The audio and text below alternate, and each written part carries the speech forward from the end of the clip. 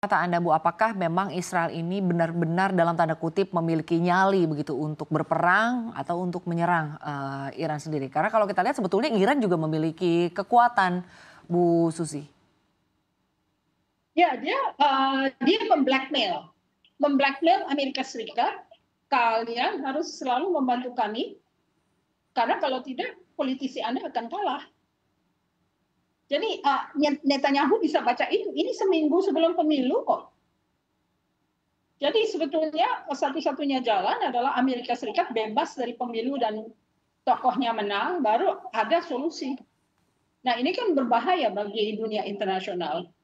Karena sebetulnya isu-isu gerakan sosial itu tidak pernah dibahas di multifora atau multilateral organisasi di dunia ini.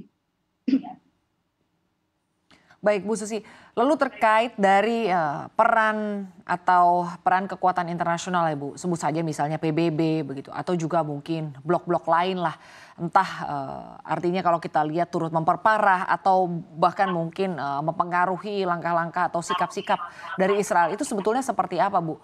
Jadi ini adalah suatu gerakan sosial yang mau menangnya sendiri dan menguntungkan bagi Amerika Serikat. Jadi kalau misalnya secara kasar ya, kalau kita mau mempertahankan imperialisme ekonomi, ini sangat bermanfaat. Karena suatu saat ada satu kekuatan di Timur Tengah yang bisa menjajah negara-negara lain yang di Timur Tengah. Masalahnya kan kita mau jujur nggak tentang hal ini. Jadi yang terjadi sekarang adalah shift atau pergeseran geopolitik yang belum secara pasti didefinisikan. Sebetulnya ini geopolitik yang mana? Sebetulnya apakah ini imperialisme primitif, merebut lahan-lahan pertambangan dan critical resources, ataukah ini hanya sekedar masalah-masalah yang lama?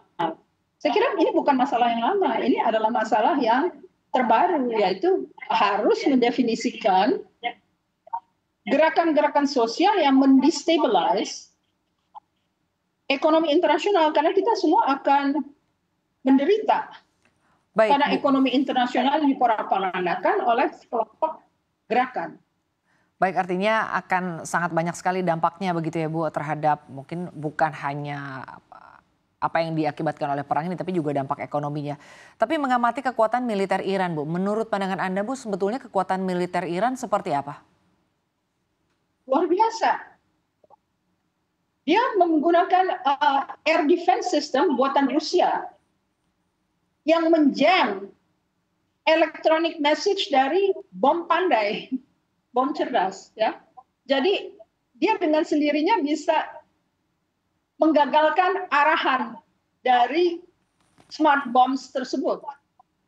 Jadi luar biasa ini sistem pertahanan udara Iran ya. Dia belum melakukan pembalasan karena dia tahu akibatnya terhadap Iran jika Amerika Serikat ikut serta. Jadi mungkin dia harusnya menghitung-hitung dulu, jangan melakukan sesuatu sampai pemilu Amerika ditentukan siapa pemenangnya. Sehingga pengaruh dari Zionisme terhadap gerakan sosial kaum Yahudi agak tenang, belum lagi bergemuruh untuk tidak memilih pilihan yang terbaik untuk Amerika Serikat pada saat ini. Baik, artinya Israel menyerang Iran ini bukan langkah yang tepat begitu ya Bu, melihat kekuatan yang dimiliki oleh Iran itu sendiri? Dia memelintir keadaan supaya Amerika Serikat yang berperang dengan Iran, dia tidak mampu sebetulnya memerangi Iran. Tapi kan ini saat pemilu di mana Amerika Serikat membutuhkan suara-suara kaum warga negara Amerika Yahudi. Sehingga dia memainkan Amerika Serikat supaya terseret dalam peperangan. Padahal orang Amerika sendiri tidak setuju dengan peperangan ada di Timur Tengah gitu. Baik, artinya menurut pandangan Anda risiko konflik ini akan semakin meluas begitu Bu, dan juga melibatkan negara-negara lain untuk saling berperan ya, bukan hanya di Timur Tengah, ini potensinya cukup besar Bu Susi? Ya, percaturannya tergantung pada Iran. Apakah dia menghitung secara tepat? Jangan membalas sebelum Amerika benar-benar menghancurkan Iran. Ini kondisi sedang disulut oleh Israel agar Amerika Serikat terjun. Jadi kalau Iran pandai menghitung, tunggu sampai pemilu Amerika Serikat selesai.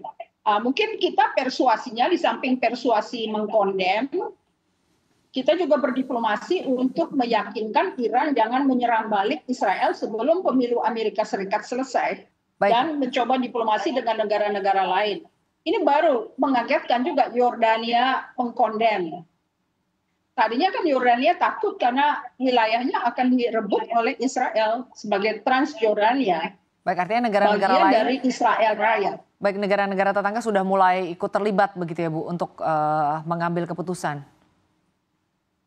Ya, supaya Iran berhitung lah. Kalau misalnya dia tidak dibantu oleh teman-temannya, mungkin dia secara membabi buta akan menyerang Israel. Baik Bu, lalu membahas mengenai konsekuensi jangka panjang terkait dengan konflik yang terjadi di Timur Tengah ya Bu saat ini. Ini kan kalau dihitung tahun mungkin sudah lebih ya Bu ya, hampir 2 tahun gitu. Anda sendiri melihatnya seperti apa konsekuensi jangka panjangnya dan mungkin kalau dilihat secara sejarah Bu, mengapa Timur Tengah ini nampaknya memang sangat mudah begitu Bu untuk diprovokasi. Anda melihatnya bagaimana Bu Susi? Seperti saya bilang, saya percaya pada populisme saat ini. Zionisme itu harus diredakan dulu. Dan jangan sampai dia menjadi alat untuk menghancurkan negara-negara yang nanti akan dihinggapi oleh kontraktor-kontraktor internasional untuk ikut membangun. Jadi ini sebetulnya isu imperialisme ekonomi atau sebetulnya isu politik. Jadi penghancuran itu disengaja agar mereka bisa terlibat untuk konstruksi-konstruksi setelah perang.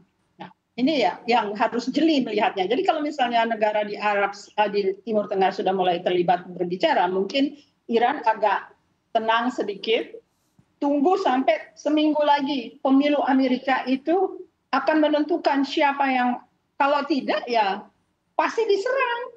Karena Amerika Serikat ingin menunjukkan kepada publik Yahudi Amerika Serikat itu kami membela Israel. Kan rugi di Iran sebetulnya. Baik, lalu jika dikaitkan dengan kekuatan Amerika Serikat ya Bu yang nampaknya memang sejauh ini memberikan dukungan penuh kepada Israel, bukan hanya bantuan senjata tapi juga bantuan dana begitu. Bagaimana jika ternyata nanti yang berperang ini bukan lagi Israel dengan sebut saja misalnya Palestina, Lebanon, Iran, tetapi Amerika dengan Rusia misalnya. Seperti apa tanggapan Anda?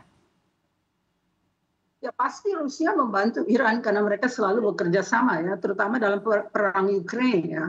Tapi saya rasa kalau misalnya semua berhitung tepat, tidak terlalu berbahaya. Maksudnya tidak sampai flare up yang bersifat perang dunia ketiga. Kecuali kalau misalnya Iran marah lalu melakukan tindakan-tindakan pembalasan, lalu Amerika Serikat terjun. Nah ini kan lebih berbahaya karena kalau Amerika Serikat terjun, Rusia terjun. Jadi sebetulnya yang akan dijebak oleh Netanyahu adalah Amerika Serikat. Jadi di sini penghitungan Iran harus tepat. Kalau enggak Amerika Serikat masuk dan Rusia masuk, kita lihat akibatnya terhadap ekonomi internasional di mana. Saya juga ingin hidup gitu ya. Bukan hanya negara-negara dunia Timur Tengah, tapi negara Asia juga akan terdampak karena peperangan itu akan dahsyat gitu. Kalau dua adidaya yang memiliki nuklir saling bertemu, itu kan bukan satu solusi bagi dunia ini sekarang. Bagi Indonesia sendiri Bu, sebetulnya dampak apa yang perlu diwaspadai oleh negara kita terkait dengan tensi geopolitik yang terjadi di Timur Tengah atau yang saat ini tengah memanas? Misalnya saja dengan mungkin harga minyak nanti akan melambung, lalu juga jika dikaitkan dengan harga emas juga melambung. Bagaimana tanggapan Anda terkait dengan hal ini? Jelas, semua material-material yang bersifat critical resources akan terdampak oleh peperangan. Tetapi masalahnya, bisa nggak kita memandaikan diri, mencerdaskan diri untuk melihat permasalahan ini bukan permasalahan antar negara, tapi permasalahan gerakan sosial yang belum ada kemampuan manajemen internasional untuk menindaklanjuti bagaimana mengatasi Zionisme, bagaimana mengatasi Hizbut Tahrir misalnya. Ini kan dunia internasional yang akan diganggu oleh kelompok-kelompok, baik kelompok Yahudi maupun kelompok Islamis.